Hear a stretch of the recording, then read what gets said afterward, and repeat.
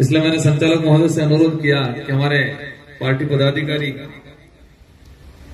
मोहम्मद लाला खान जी, जिला अध्यक्ष जी, सलीम भाई और हमारे पार्षद इस कार्यक्रम को थोड़ा और खींचेंगे।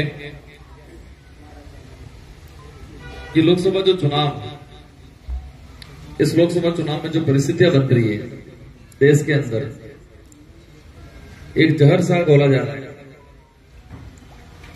हमारा देश एक गौरवशाली देश है। हम इस देश को एक महान देश कहते हैं, विविधताओं का देश कहते हैं। महान इसलिए कहते हैं कि इस देश के अंदर अनेक धर्म है, अनेक जातियां हैं, अनेक समूह हैं। इसके बावजूद हर व्यक्ति को इस देश से बहुत प्रेम है और ये अपने सबका देश है।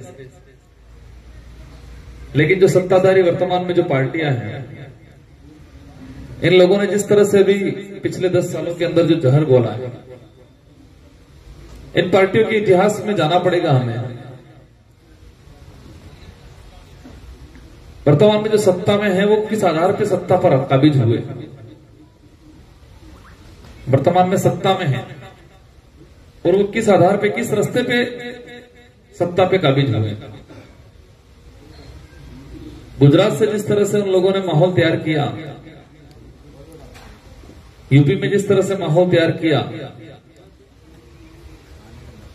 वो विकास की बात को लेके आगे नहीं बढ़े थे। वो धर्म की बात को लेके, आपस में लड़ाने की बात को लेके। हम पिछले 25-30-40 साल का 30 साल का इतिहास अगर देखेंगे तो जिस तरह से सत्ता में बैठे हैं वो कहीं न कहीं धर्म की आड़ में या धर्म की आपस में लड़ा के सत्ता में आए। कई कांड हुए पिछले कुछ 30 साल के अंदर, और जो कांड कराने में जो जिनका रोल था वही लोग आज सत्ता में हैं।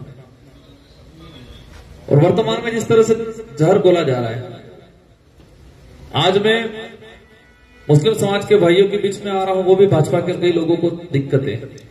आज एक वीडियो आया था, जो भाजपा के इतने नीच लोग हैं जिसकी कोई हद नहीं है, वो इतनी नीच हरकतें कर रहे हैं, नीच कमेंट कर रहे हैं जिसकी कोई सीमा नहीं है। मोदी जी मस्जिद में जाते हैं, दिक्कत नहीं है, लेकिन राजकुमार रोज मस्जिद में जाता है तो दिक्कत हो रही है हम लोगों को। और इतनी नीचता कर रहे हैं जिसकी कोई हद नहीं। ये लोग जहर घोल रहे हैं। ये विचारधारा आने के बाद इस क्षेत्र में हमने कहा है दावे के साथ, उदयपुर संभाग, बांसवाड़ा संभाग में कभी भी हिंदू मुस्लिम या धर्म के नाम से कभी दंगे नहीं होंगे, हमने दावे के साथ कहा है। और ये बात उनको खटक रही है, इनके पेट में दर्द हो रहा है। हमने कहा है कि धर्मों के नाम से इस इलाके में कभी दंगे नहीं होंगे। ये हम दावा करते हैं, आश्वासन देते हैं, लेकिन उनको दिक्कत हो रही है। मेरे इस स्टेटमेंट से उनको दिक्कत हो रही है।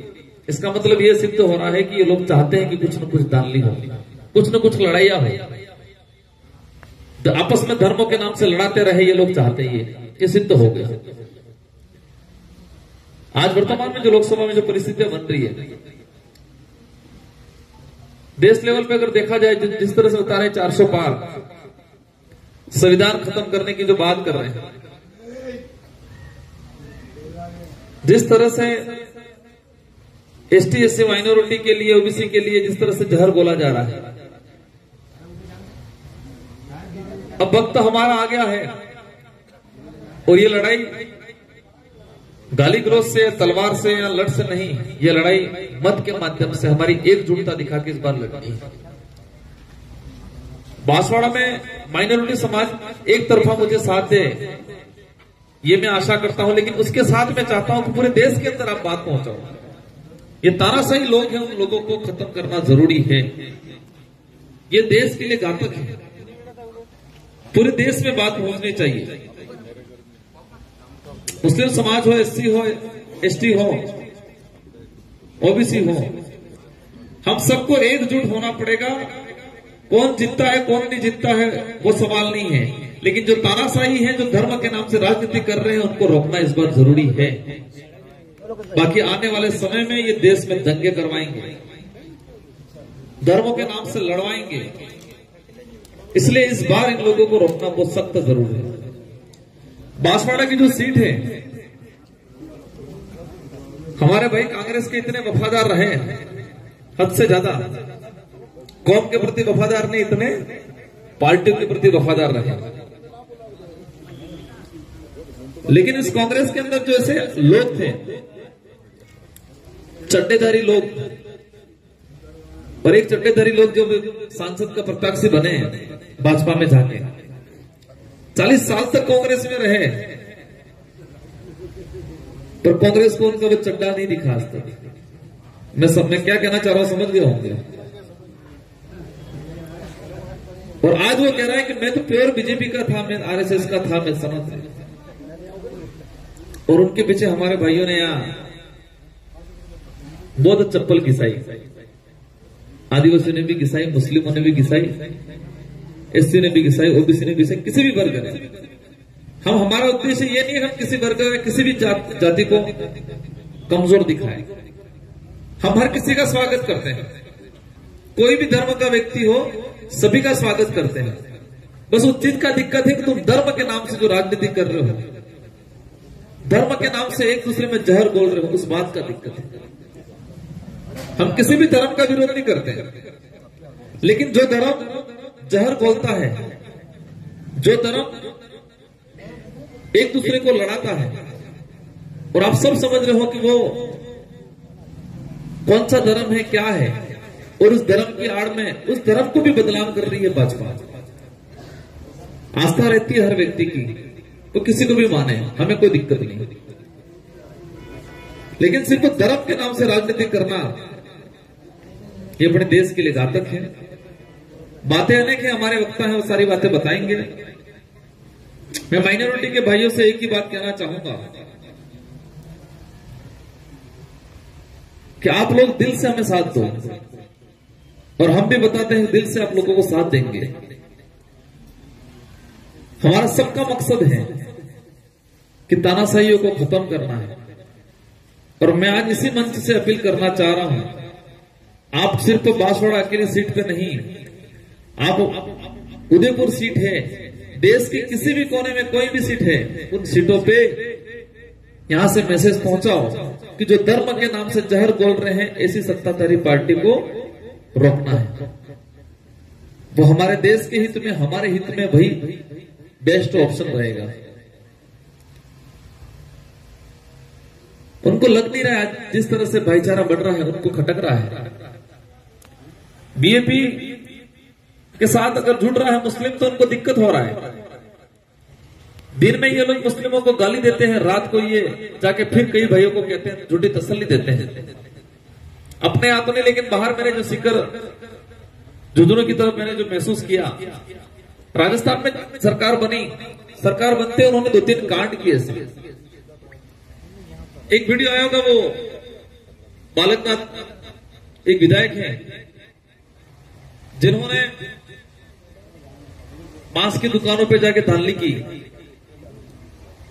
फिर रात को जाके उन्हीं के मुसलमान भाइयों के घर पे गए और उन्होंने क्या कहा वहां कि मुझे राजनीति करने के लिए करना पड़ता, आप तो चलाओ।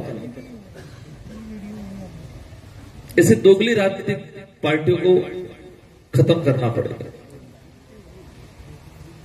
ये संविधान स्वतंत्रता देता है, बोलने की, अभिव्यक्ति देने की, अपनी संस्कृति की पहचान, आइडेंटिटी बनाए रखने की, धर्म की स्वतंत्रता देता है। लेकिन जिस तरह से हिजाब वाला स्कूल वाला जो कांड हुआ जयपुर में,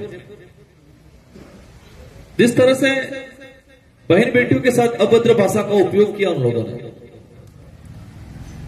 ये ठंडे इसलिए हो गए वापस की लोकसभा चुनाव था, बाकी उन लोगों की नीतियां बहुत खराब है। वो हमारे लिए तो खराब है, लेकिन देश के लिए भी घातक है। इसलिए हम सबकी जिम्मेदारी है,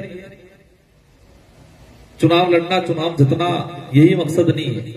इस देश के अंदर सुख शांति, अमन चैन और भाईचारे से रहे, ये सबसे बड़ा उद्देश्य है।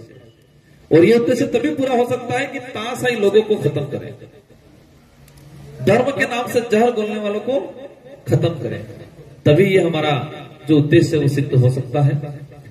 इन्हीं शब्दों के साथ मुझे उम्मीद है कि हमारे माइनॉरिटी के सारे भाई, बड़े बुजुर्ग से लगा के युवा साथी और कांग्रेस के हाईकमान ने खुद ने कह दिया है,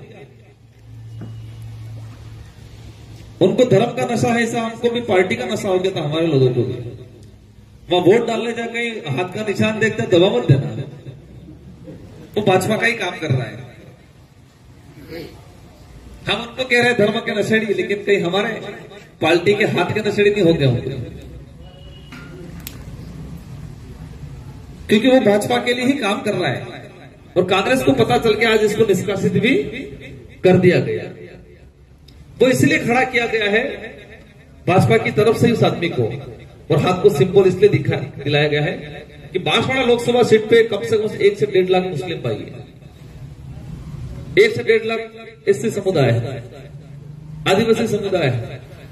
तो इन लोगों को अंदर उन्होंने सिंबल का एक दिमाग में सेट कर रखा है, इसलिए उसको भाजपा की तरफ से खड़ा किया गया है, हाथ का सिंबल दिलाया गया है, ताकि मुसलमान भाई कुछ वोट दे दे, एससी भाई कुछ वोट दे दे, आदिवासी भाई कुछ वोट दे दे, ओबीसी कुछ वोट दे दे। वोट डिवाइडेशन फॉर्मूला अपनाया हम लोगों ने, तो हमारा वोट बिगड़ना नहीं चाहिए। सदर साहब बता रहे थे एक एक वोट बहुत कीमती है, बहुत कीमती है वोट, उसके महत्व को समझना है। ये चुनाव इस देश का भविष्य तय करेगा, ये चुनाव इस कौम का भविष्य तय करेगा, ये चुनाव आने वाले देश में क्या परिस्थितियां बनेगी ये तय करेगा, ये चुनाव बहुत कुछ तय करेगा। इसलिए हमको सोच समझ के सावधानी पूर्वक एकता दिखाते हुए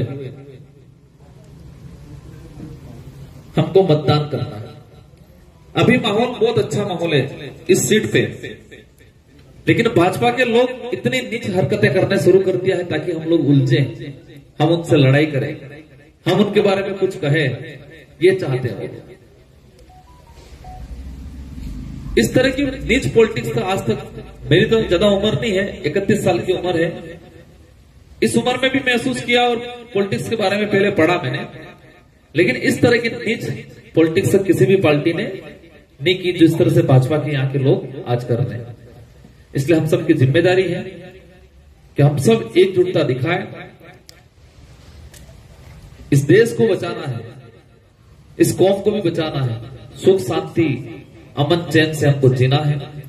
इसलिए आप सबको भारत आदिवासी पार्टी के साथ जुड़ के रहना है, और मुझे उम्मीद है आप सबको कहने की कोई ज्यादा जरूरत नहीं है, आप सब समझदार हैं,